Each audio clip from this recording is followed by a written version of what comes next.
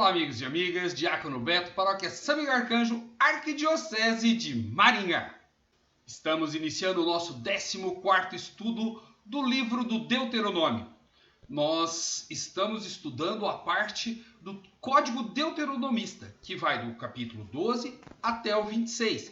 E hoje nós vamos olhar o capítulo 22 e vamos tentar entrar no capítulo 23. Mas antes, invoquemos o Pai e Filho e Espírito Santo para que eles estejam nos abençoando neste encontro.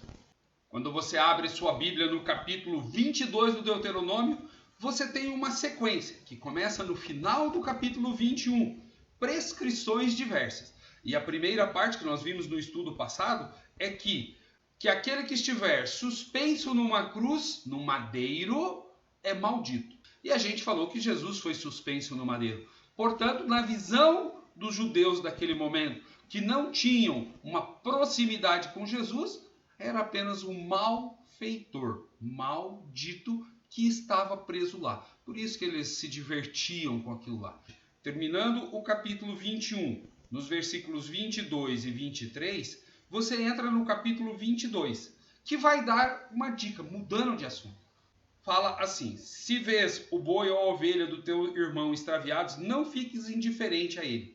Deves fazê-lo voltar a seu irmão. Ou seja, uma preocupação com aquilo que é da sobrevivência e está perdido.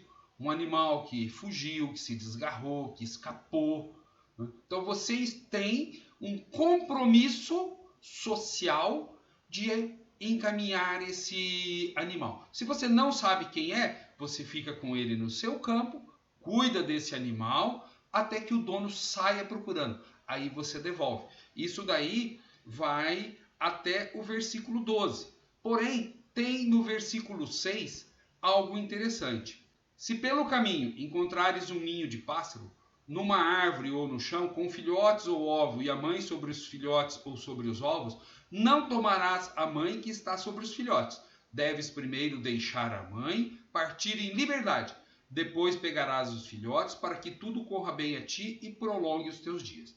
Aqui nós temos que pensar. Quando você vai no capítulo 21, nos versículos 19 e 20, você tem o seguinte: quando tiveres que sitiar uma cidade durante muito tempo, antes de atacá-la e tomá-la, não deves abater suas árvores a golpe de machado.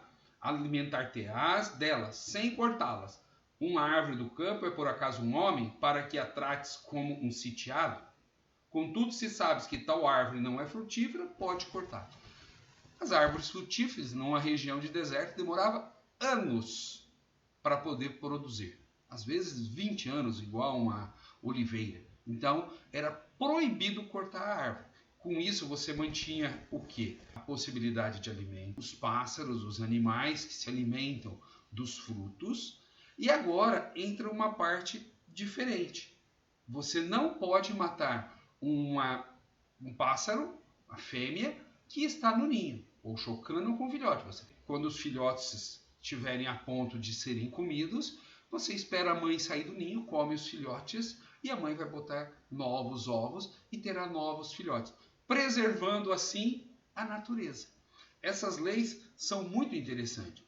E quando você chega no capítulo 23, do versículo 10 até o 15, você tem a pureza do acampamento, que é você, ao fazer suas necessidades, você ter uma pá. Diz bem assim: quando tiveres saído para acampar contra teus inimigos para guardar-te de todo mal, se em teu meio houver algum homem que ficou impuro por causa de uma poluição noturna, aí é o quê? Uma ejaculação inconsciente ao dormir, ele deverá sair fora do acampamento.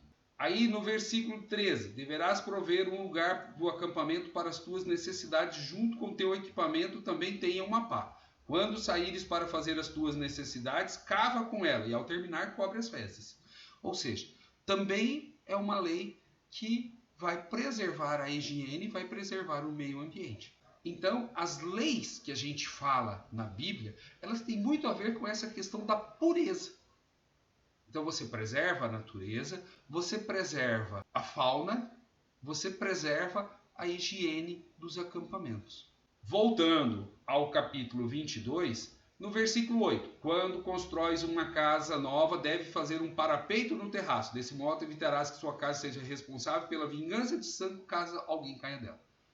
Aqui, a gente sempre falou que o texto parece que eles estão entrando na terra prometida, lá em 1200 a.C. Mas eles só vão construir casa com parapeito, ou seja, que tenham algo em cima do telhado, 500, 600 anos depois. Que é quando esse texto, na época de Josias, começa a ser revisto para depois ganhar a sua revisão final no pós-exílio. Então eles estão colocando algo lá dos anos 600, 500, como se houvesse em 1200. Mas isso é só uma questão de literatura. O conteúdo é para os anos 600, quando eles já construíam casas e em cima da casa faziam uma escada e usavam o terraço. Então tinha que ter um parapeito para ninguém chegar e cair.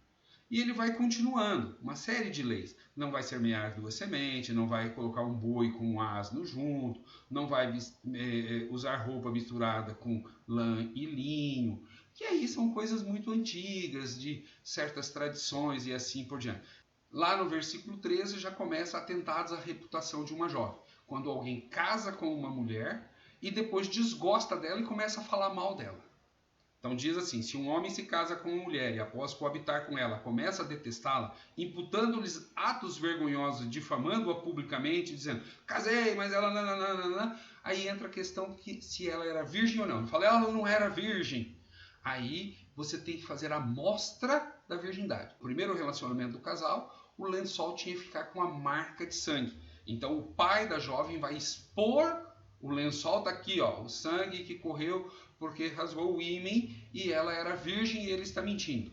Ele será punido. Agora, se ela não for virgem, ela será punida. Já no versículo 22, o adultério e a fornicação. Se um homem for pego, flagrante delito, com uma mulher casada, ambos serão mortos. O homem que se deitou com a mulher e a mulher. Deste modo se separaram o mal. Lá na parábola de Jesus, quando você tem a mulher adúltera, cadê o homem adúltero? Só tem a mulher adúltera. O homem não foi punido. Aqui diz o quê? Que o homem e a mulher serão punidos. Vai colocando. Contudo, se um homem encontrou uma jovem prometida no campo, violentou-a e deitou com ela, morrerá. Ou seja, ela já estava dada em casamento. Ele vai morrer. Agora, se ele pegou uma jovem, sua relação sexual com ela, mas ela não estava prometida em casamento, ele vai pagar uma indenização para o pai da jovem, vai ter que ficar com ela a vida inteira, sem poder divorciar-se dela.